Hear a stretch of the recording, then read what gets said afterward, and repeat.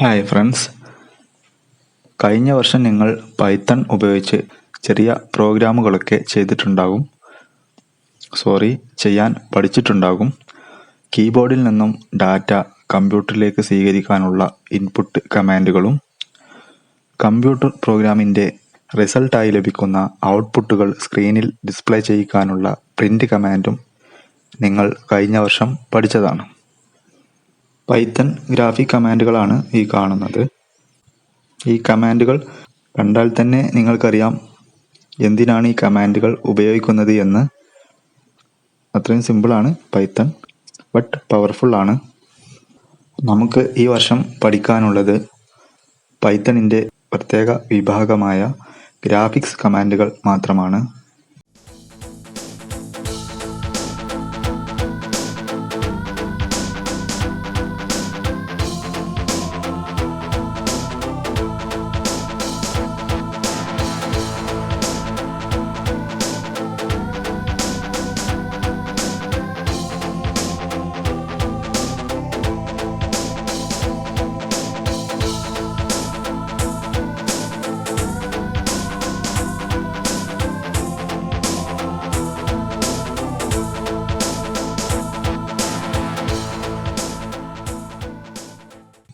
നമുക്ക് കമാൻഡുകളൊന്ന് നോക്കാം. ഡോട്ട്, സ്ക്രീനിൽ ഡോട്ട് പ്ലോട്ട് ചെയ്യാനുള്ള കമാൻഡാണ് ഡോട്ട് കമാൻഡ്. ഇവിടെ 20 എന്നത് ഡോട്ടിൻ്റെ സൈസാണ്. ഫോർവേഡ്, ടേർട്ടിലിനെ മുന്നോട്ട് മൂവ് ചെയ്യിക്കാനുള്ള കമാൻഡാണ്. ഇവിടെ 100 എന്ന യൂണിറ്റ് നൽകിയിരിക്കുന്നു. ഇവിടെ ടേർട്ടിൽ 100 യൂണിറ്റാണ് ഫോർവേഡ് ചെയ്യുക. റൈറ്റ്, വലതുവശത്തേക്ക് ടേൺ ചെയ്യാനാണ് ഈ കമാൻഡ്. ഇവിടെ 90 എന്നത് ആംഗിൾ ആണ്, അഥവാ 90 ഡിഗ്രി എന്ന് സൂചിപ്പിക്കുന്നു. ലെഫ്റ്റ്, ടേർട്ടിലിനെ ലെഫ്റ്റിലേക്ക് ടേൺ ചെയ്യാൻ. Pen size, pen width adjust ചെയ്യാനാണ് ഈ കമാൻഡ്. ഇവിടെ യൂണിറ്റിൽ നമുക്ക് പെൻ സൈസ് നൽകാവുന്നതാണ്. സർക്കിൾ, സർക്കിൾ ഡ്രോ ചെയ്യാനാണ് ഈ കമാൻഡ്. 100 എന്നത് സർക്കിളിൻ്റെ റേഡിയസ് ആണ്. ഐഡിൽ എന്ന IDE ആണ് പൈത്തൺ പ്രോഗ്രാമിങ്ങിന് നമ്മൾ ഇവിടെ ഉപയോഗിക്കുന്നത്. മറ്റ് IDEകളും ഉപയോഗിക്കാം, എന്നാൽ നമ്മുടെ ടെക്സ്റ്റ് ബുക്കിൽ ഐഡിൽ ആണ് ഉപയോഗിക്കുന്നത്. IDE എന്ന് പറഞ്ഞാൽ നിങ്ങൾക്കറിയാം, ഇൻ്റഗ്രേറ്റഡ് ഡെവലപ്മെൻറ്റ് എൻവയോൺമെൻറ്റ് എന്നാണ്. സാധാരണ ഏതൊരു പ്രോഗ്രാമിംഗ് ലാംഗ്വേജിനും അതിന് സൂട്ടബിൾ ആയിട്ടുള്ള IDE ഉണ്ടായിരിക്കും. ഇവിടെ ഐഡിൽ എന്ന പേരുള്ള IDE ആണ് നമ്മൾ ഉപയോഗിക്കുന്നത്. ഫുട്ബോൾ കളിക്കാൻ നമുക്ക് ഫുട്ബോൾ ഗ്രൗണ്ട് ആവശ്യമാണ് എന്നതുപോലെ നമുക്ക് പ്രോഗ്രാം ചെയ്യാനുള്ള പ്ലേ ഗ്രൗണ്ടാണ് IDE. നമ്മൾ ഐഡിൽ എന്ന പ്ലേ ഗ്രൗണ്ടിലാണ് പൈത്തൺ ചെയ്യുന്നത്. നമുക്ക് ഐഡിൽ ഓപ്പൺ ചെയ്യാം. അതിനുവേണ്ടി ആപ്ലിക്കേഷനിൽ പ്രോഗ്രാംസിൽ ഐഡിൽ,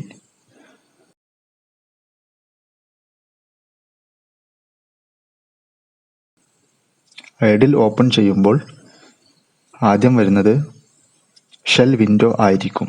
ഇതിലെ ടൈപ്പ് ചെയ്യാനുള്ള ഭാഗമായ ഷെൽ പ്രോംപ്റ്റിൽ കുറച്ച് കമാൻഡുകൾ ടൈപ്പ് ചെയ്ത് നോക്കാം.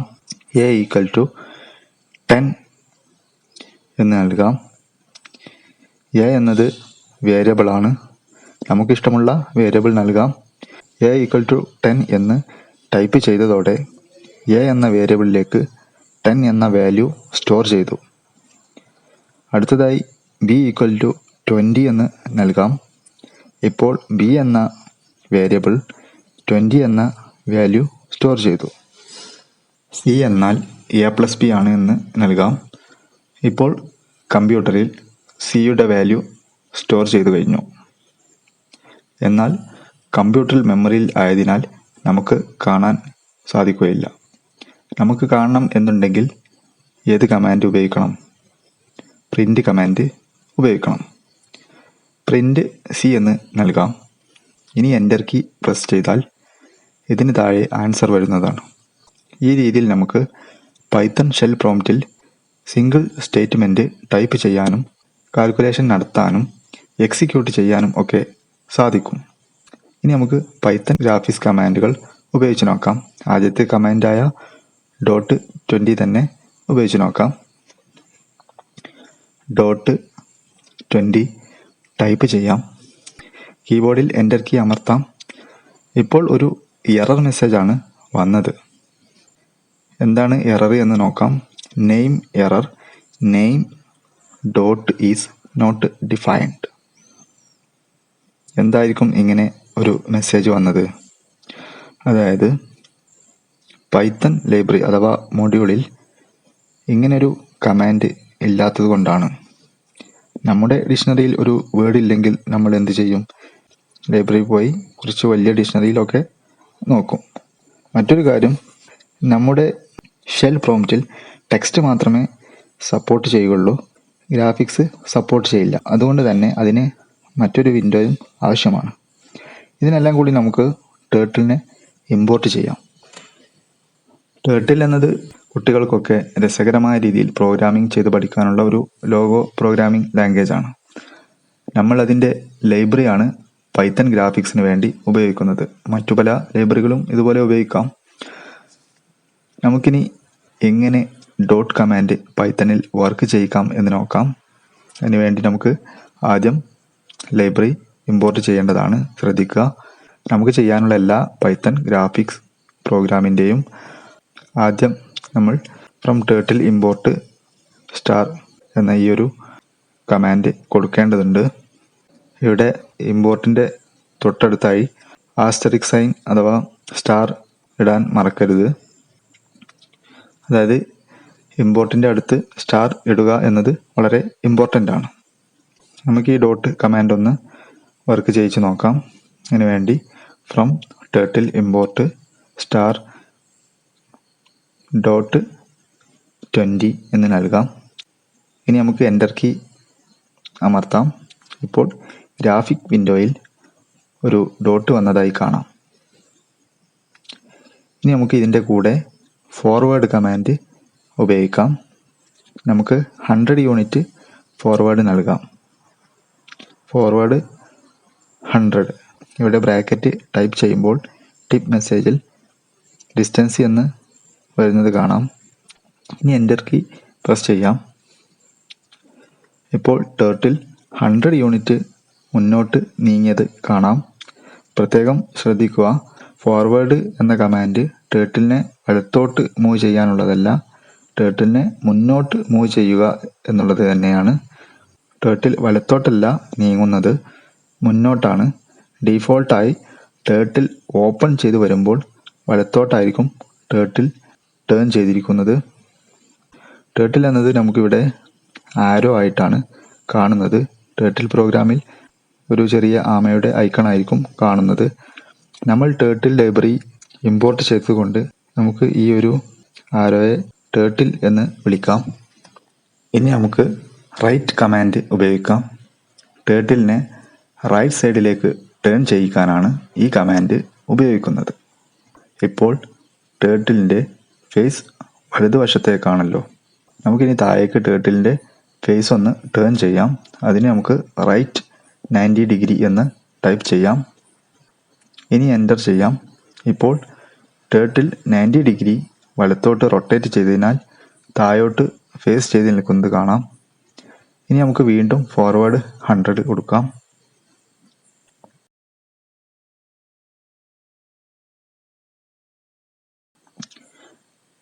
നമുക്കിനി ലെഫ്റ്റ് 100 നൽകി നോക്കാം.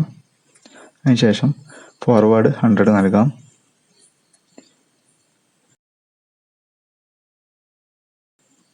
നമുക്കിനി പെൻ സൈസ് കമാൻഡ് നൽകി നോക്കാം. ഡ്രോ ചെയ്യുന്ന പേനയുടെ വിഡ്ത്താണ് പെൻ സൈസ് കൊണ്ട് ഉദ്ദേശിക്കുന്നത്. അത് എത്ര പോയിന്റ് എന്ന് നൽകുക. ഇങ്ങനെ പെൻ സൈസ് നൽകി കഴിഞ്ഞാൽ പിന്നീട് വരുന്ന ഡ്രോയിങ് ഒക്കെ ആ ഒരു വിഡ്ത്തിലായിരിക്കും അപ്പിയർ ആകുന്നത്. നമുക്കിവിടെ പെൻ സൈസ് 5 എന്ന് നൽകാം. ഇപ്പോൾ പെൻ സൈസ് 5 ആയിട്ടുണ്ട്. ഇനി ഡ്രോ ചെയ്താൽ മാത്രമേ നമുക്ക് സൈസിൽ വന്ന മാറ്റം മനസ്സിലാവൂ. അതിന് ഫോർവേഡ് 70 എന്ന് കൊടുക്കാം. 5 വിഡ്ത്തിൽ 70 യൂണിറ്റ് ലൈൻ ഡ്രോ ചെയ്തതായി കാണാം.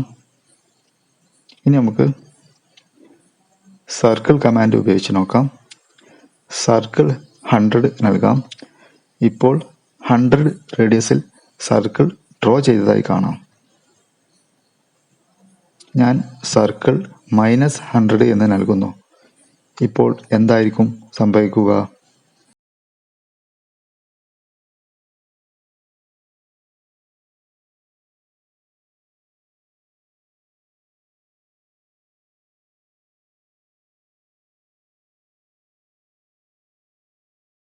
Okay, thank you.